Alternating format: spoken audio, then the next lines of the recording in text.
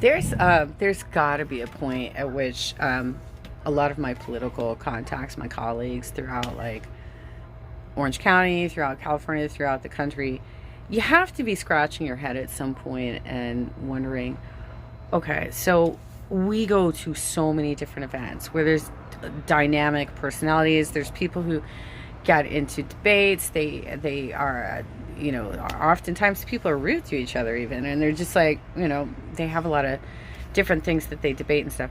So you have to wonder, why would an organization claiming to be progressive take such extreme measures to exclude people?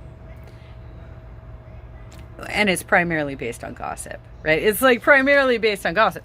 But you have to wonder, why would that be the case? Why would they go to such extremes of doing that? Because it puts their entire reputation into question.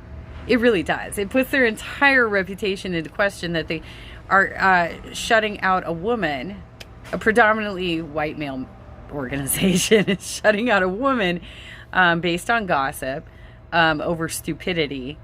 And they just come up with ridiculous reasons to exclude people. Absolutely ridiculous reasons to exclude people when politics is supposed to be an open and public process.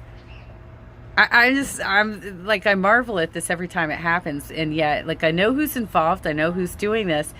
And you guys are just proving that why should anybody listen to you? Why should anyone hear any of your opinions when you're incapable of actually having a dialogue? When you're incapable of like recognizing that there are things that need to be changed, that things need to be improved. And one of those things is equality. One of those things is like just listening to the people around you. It's shocking. It's amazing to me. And yet, every couple of weeks, it seems like we're going on with this. But you do you, PDA. So they still have Danette on their staff, as far as I know. They're still elevating her and amplifying her, even though she's proven that she is just absolutely ignorant and gossipy. And she has herself, as far as I know, as far as I have been told by some of the colleagues of hers in her area, was bundling donations while she was running for city council, which is, as far as I know, it's not legal to do that. She's been using PDA as her vehicle to try and amplify her city council runs, despite the fact that there could be some problems there, because they are a PAC. And you're not supposed to, as a candidate, you're not supposed, as a politician or a candidate, you're not supposed to coordinate with PACs. But hey, let's put her on the payroll. Let's put her on the payroll and keep her there. And then you've got, you guys have, seriously, you have so much work to do.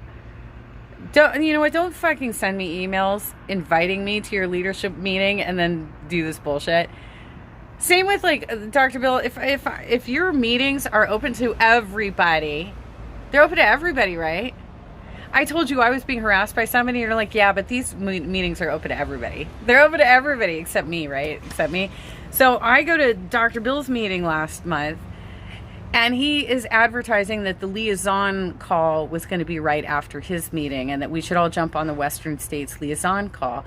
I got kicked out of that call too. Why? Because it's run by Danette, Abbott Wicker, and Dan O'Neill. And both of those people are petty ass gossips. I've never had a direct problem with either of these people, but they assume other people's problems because they are petty ass gossips. And both of them should not be working for this organization. They should not be working for PDA because they're too fucking immature. They don't know how to actually create a situation that is open to everybody who believes in progressive values. And instead, they're like, yeah, but you don't like Jimmy Dore. You don't like Carlos Mariquine. You don't like Tim Johnson.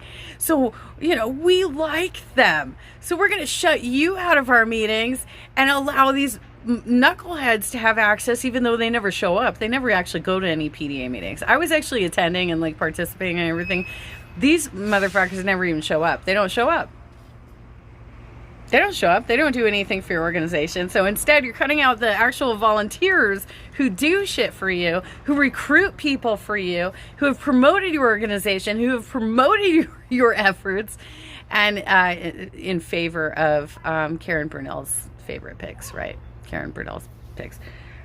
I have yet to see you guys retract from the Progressive Delegates Network, despite the fact that they just got spanked by the party for having an illicit PAC. They were not allowed to be raising funds, but apparently financial scandals are not a problem for any of you, which is why Danette is still on staff.